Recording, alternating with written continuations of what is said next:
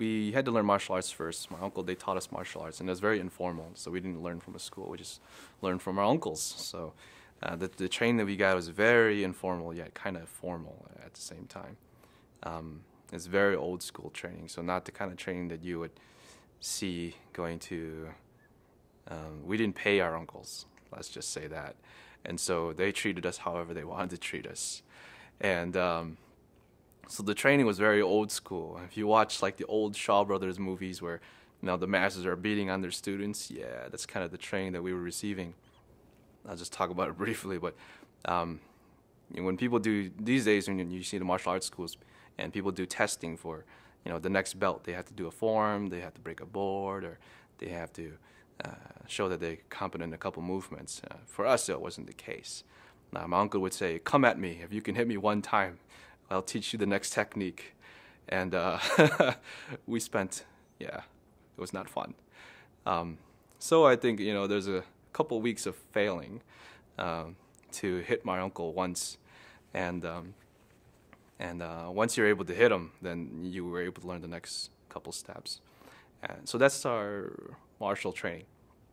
And once we kind of got a little bit more competent, right around age 15 or so, then they started teaching us Qigong, and they wanted us to dive into a little bit more of the meditation.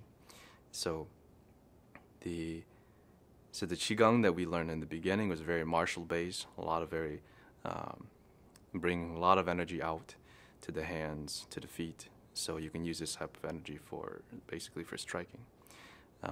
So it's very martial in the beginning. They told us that eventually you'll get to a point to where you will decide whether you want to continue with the martial arts and the Qigong and the meditation, or you'll decide whether you want to quit. And when they said it to us, we didn't realize what they meant by it. But as we begin to practice more of the meditation, as we begin to practice more Qigong, then we began to realize that there was a whole lot more to Qigong, and there was a whole lot more to meditation.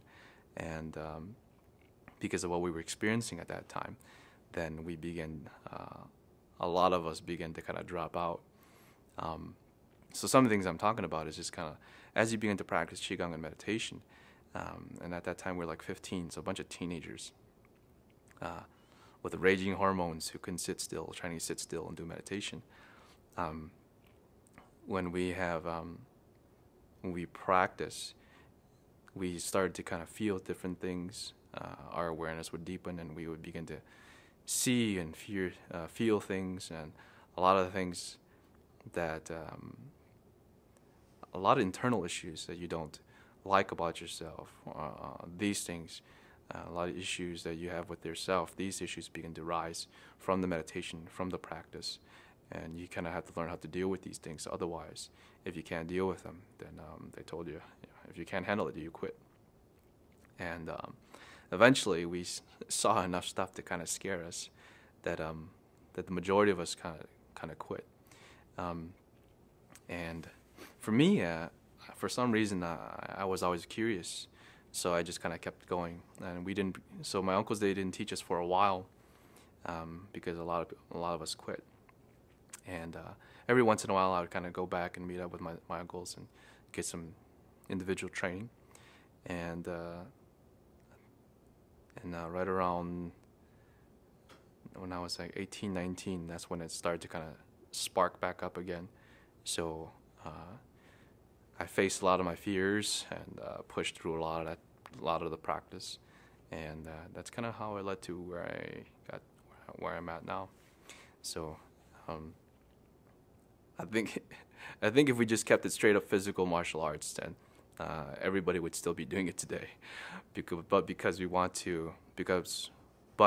the practice of Qigong and meditation,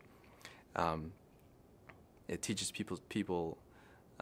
It teaches us about spirituality. It teaches us about mental calm, and it teaches us about a lot of the internal demons that we have within ourselves that we have to learn how to face. And I think that when you have to face a lot of these issues, and you're not ready for them, or you don't know how to deal with them, then that's where it becomes a very difficult issue, and so people will begin to quit.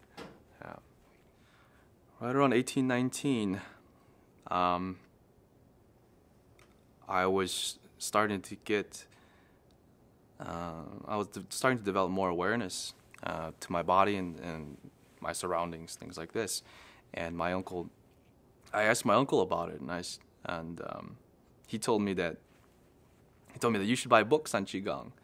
And at that time, it was like I was shocked.